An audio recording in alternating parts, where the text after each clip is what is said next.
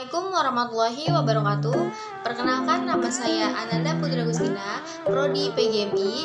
Di sini saya akan menjelaskan sebuah materi bahasa Inggris yang berjudul Explanative It and the Use. Itu ada sebagai pronoun yang bisa diartikan dengan kata ganti, yang menggantikan kata benda tunggal. Bentuk jamak dari it adalah they. Example yang pertama, look at the cat, it is eating a mouse. Nah, it ini adalah kata ganti dari kata bentuk menjadi jamak. Yang kedua itu adalah I buy a book, it is an English a book. Nah, dari kata jamak, dari kata tunggal dibentuk menjadi kata jamak, yang artinya dari kalimat I buy a book itu kan adalah kata tunggal. Nah, diganti dengan kata jamak, yaitu kalimat jamak. Jadi seperti it is an English a book. Jadi kata jamak itu ditambahkan it adalah they sebagai preposition yang bisa disebut pendahuluan atau pengantar kalimat bila digunakan untuk menyatakan sesuatu yang berhubungan dengan waktu, hari, tanggal, situasi, keadaan, maupun jarak. Contohnya adalah dari jam, hari, tanggal. Contoh itu seperti it is 7. Nah, ini adalah contoh dari jam. Dan yang kedua itu ada it is Monday. Kalau ini adalah contoh dari hari. Dan what date is today? It is 2nd of April today. Nah, kalau yang terakhir ini contoh introductory atau preposition, subjek atau objek bila subjek atau objek dari kalimat adalah infinitive atau clause. Adjective atau participle dengan that clause. Participle itu adalah that clause yang menyatakan reaksi emosi, yang contohnya itu it worried me a bit that she did not phone. Adjective dan participle lainnya itu biasanya digunakan dengan that clauses yang bisa disebut. Yang pertama itu ada amazed, yang kedua ada disappointed, yang ketiga ada pleased, yang keempat ada proud, yang kelima ada sad, dan yang keenam itu ada almost. Nah, kata ini adalah bisa digunakan dengan kata yang apa yang kita sedang lakukan atau yang kita kedua itu sebagai kata pengganti to infinitive, yang contohnya itu adalah to remember all of my classmates, it's difficult. Kita juga bisa mengatakan it is difficult to remember all of my classmates. Jadi kata ini kita bisa mengucapkan kata ini dengan dikata yang dimana itu to be with you is so nice, yang bisa dibalik katanya seperti it is nice to be with you.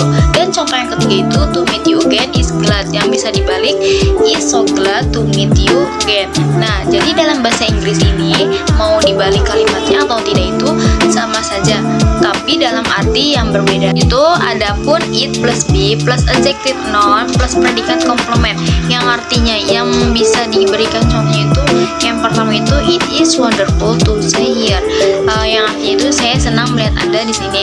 Dan contoh yang kedua itu it was very kind for you to help me, yang artinya itu sangat baik bagi Anda untuk membantu. Itu ada it plus be plus clause subject and verb.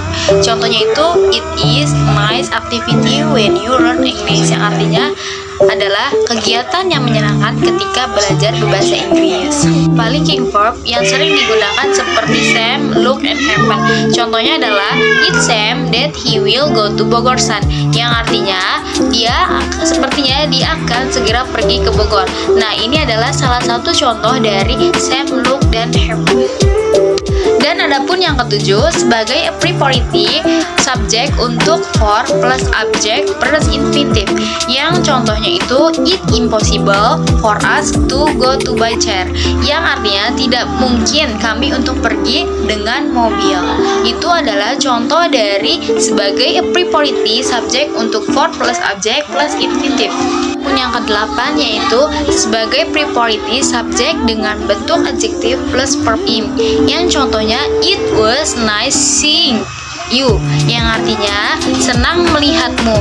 Nah, jadi it was nice seeing itu seeing-nya ini memakai verb ing. Dan contoh yang kedua yaitu is it worth reserving a seat, apakah perlu memesan tempat duduk. Nah, reserving-nya ini sebenarnya kalimat sebenarnya itu reservoir dan bukan memakai ing. Nah, jadi di sini memakai verb ing ditambahkan jadi reserving.